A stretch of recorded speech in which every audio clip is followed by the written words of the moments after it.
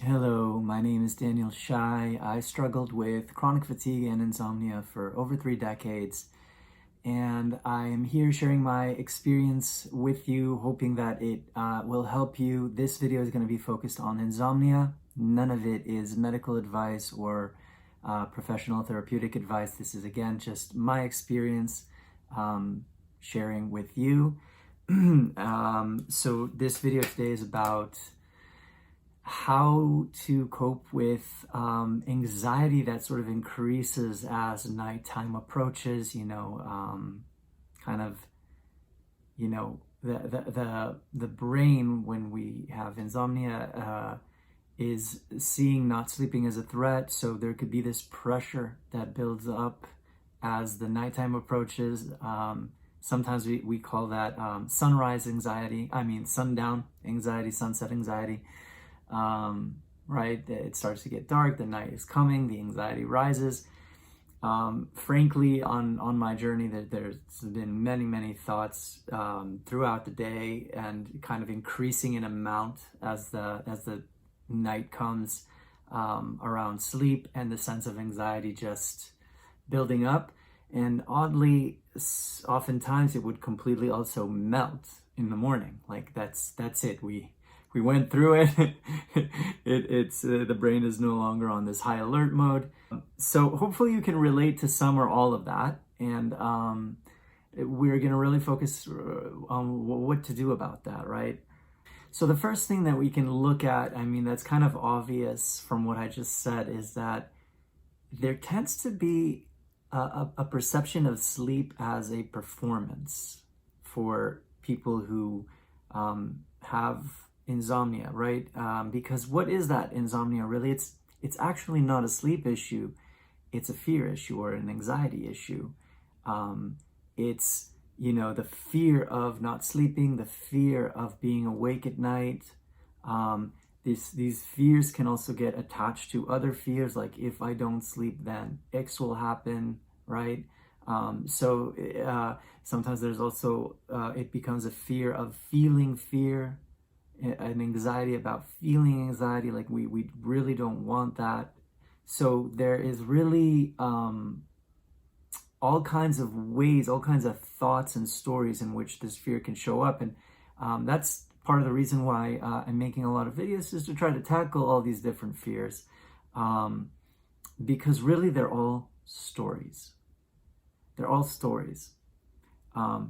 If I don't sleep, this will happen.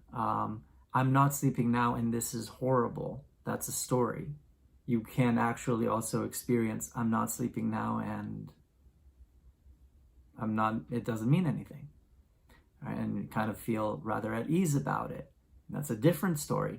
And so one story is kind of brought up by the amygdala and his friends. It's the survival center, the putting all that pressure, that fight or flight, and that will create certain types of stories, certain types of thoughts. And then the other parts of us that are calm and not feeling so scared about it may produce completely different types of stories, or just feel that everything is okay. That the difference between these stories is immense in terms of the power of the mind over the body. And it's really not over the body, because they're really a unity. And this is something that is not spoken about in the medical field and hardly mentioned in therapy often. And this is why this kind of sleep coaching is pioneering in a way, and actually helpful in meeting people who struggle with insomnia, where the medical and the therapeutic field do not. Because the power of your mind is immense. Have you, for example, not gone through a night feeling really awful, and then feeling all these what we call battle scars the next day, feeling all these unpleasant symptoms, and the day is just really difficult? And maybe another night you got the exact same amount of sleep, but you were somehow calmer, and the night was not so bad, and even the following day was rather peaceful, no big deal, right? It's really not so much in what happened in the situation, it's so much about how we think about what happened. during the night. That's what I mean by the situation. What happened during the night? What we're making of it in the morning when we wake up. What meaning do we give it? Are we thinking of it from the fear end of things, or are we in the more okay end of things? I'm okay with it. Things are okay. Are we giving it, blowing up meaning, or are we not giving it so much meaning, right? So the thing is, two completely different sides that experience the same thing in a completely different way. This is also true for chronic fatigue, where, just in general, fatigue can be really heavy. And so much of it we don't realize is actually emotional. But physical fatigue, not emotional fatigue, is not that heavy. And it's not so bad. People live, through their days here and there, or many days with fatigue, and when they're not adding all of these scary thoughts or all these scary meanings, or what it means about the future, or what it means about this and that and the other into it, it's not nearly the same experience.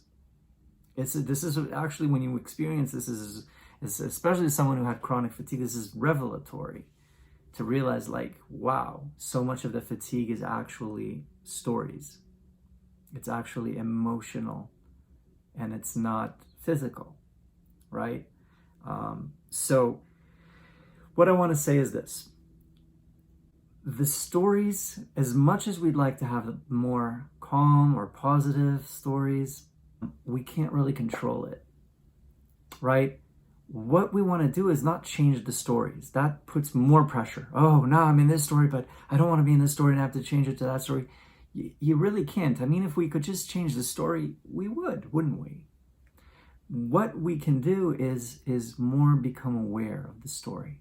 And not always immediately, right? This is something that happens as we go through the process. We realize that the brain is catastrophizing. We realize that the brain is attaching all these future meanings, negative meanings. We see the ways in which the brain is blowing things out of proportion. But that can only happen, really, this awareness, the more we allow the story to be there and almost get curious about it. Oh, this is the story that I am running, that is running here, right? Self-kindness always. There's no fault for running that story whatsoever. No fault.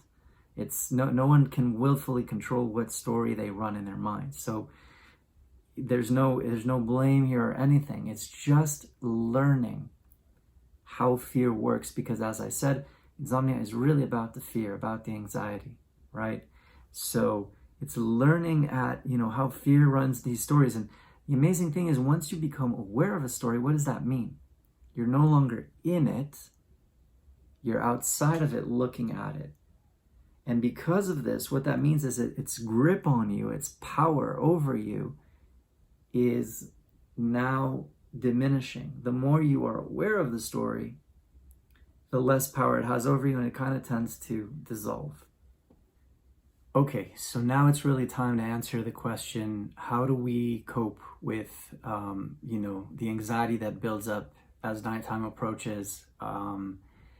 And why have I shared all of this? Because when we're talking about allowing the story, unfortunately, it's not just allowing a thought that is kind of neutral. Maybe it has scary content like, oh, this bad thing will happen if I don't sleep, or I'll feel quite bad if I don't sleep, but we have no feeling component with it. No, there is a feeling component with it, and usually that feeling component is anxiety. So when we're talking about allowing the story, to become aware of the story, you have to allow it and kind of get curious about it. That also means allowing the anxiety.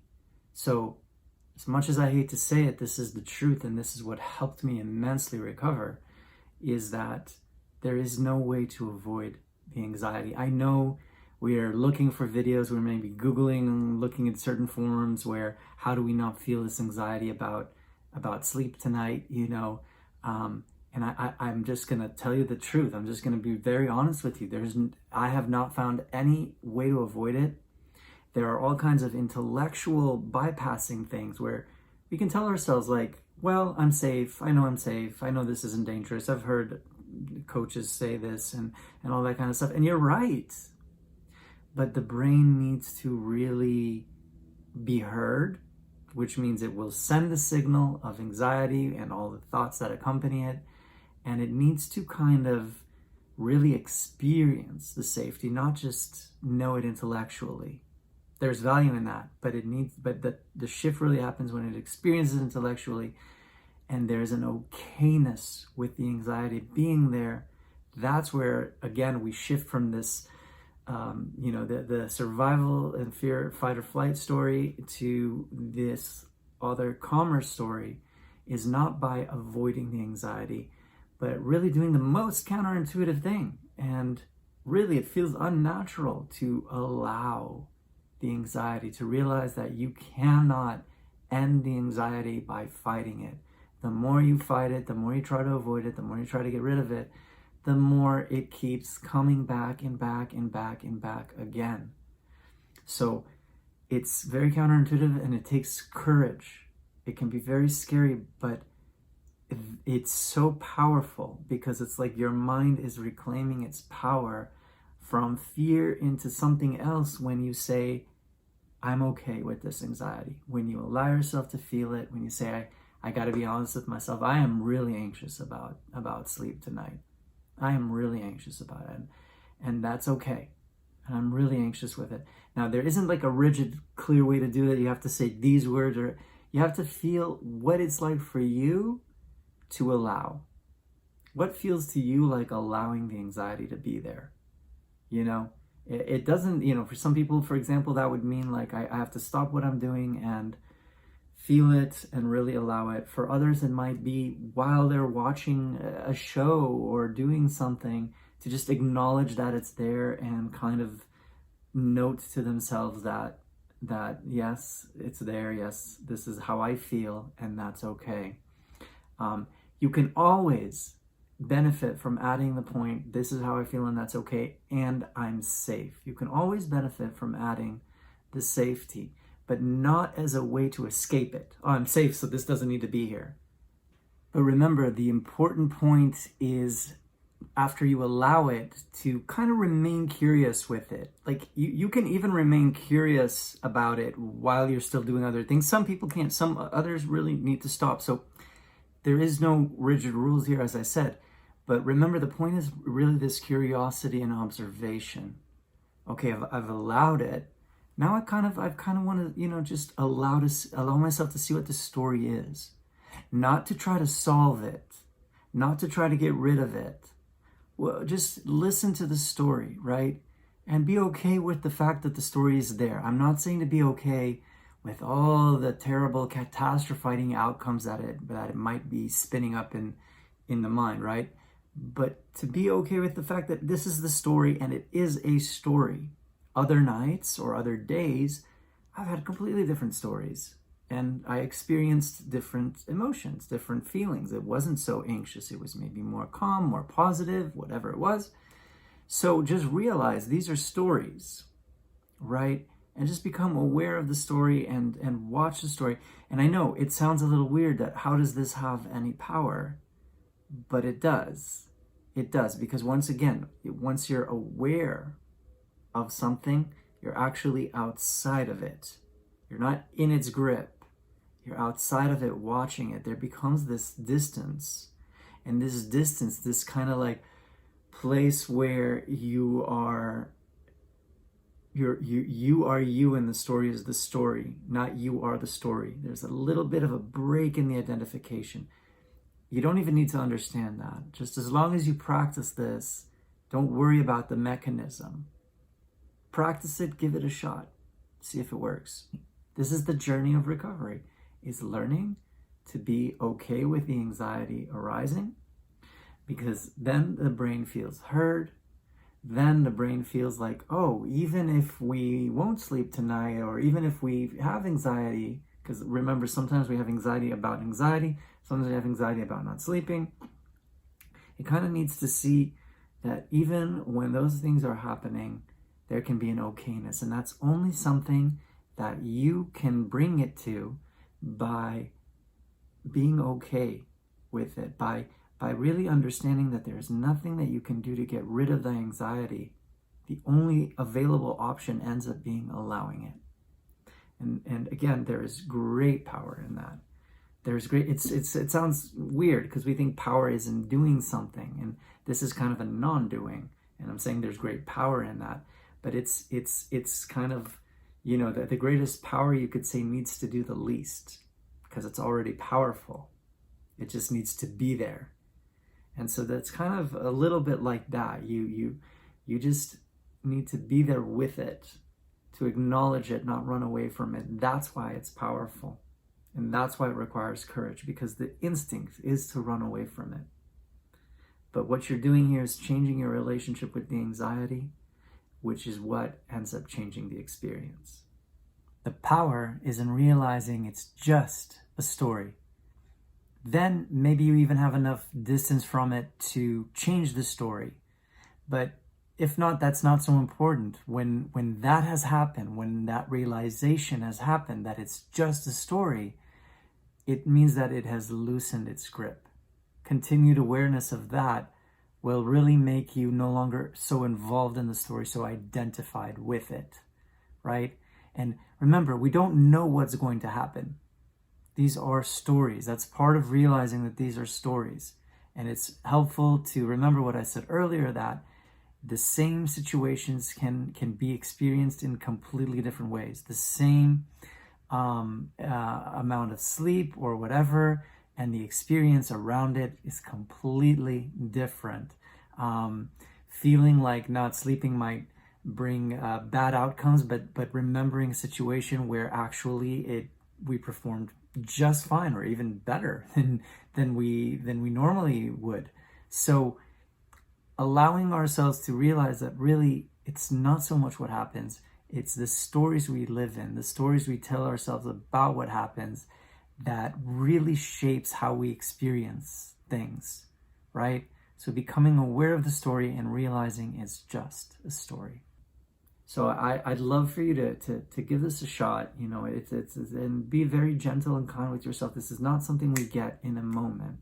As much as we want recovery to be now, it is a process and it is a road. It's not a moment. And there are magical moments in it, like the moment where we really are able to allow more, and then we get a sort of distance from it.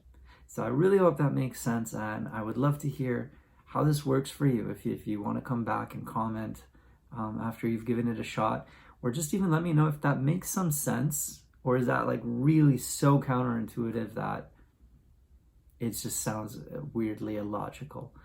Let me know, and really, I hope this helps you, and I'll see you in the next video.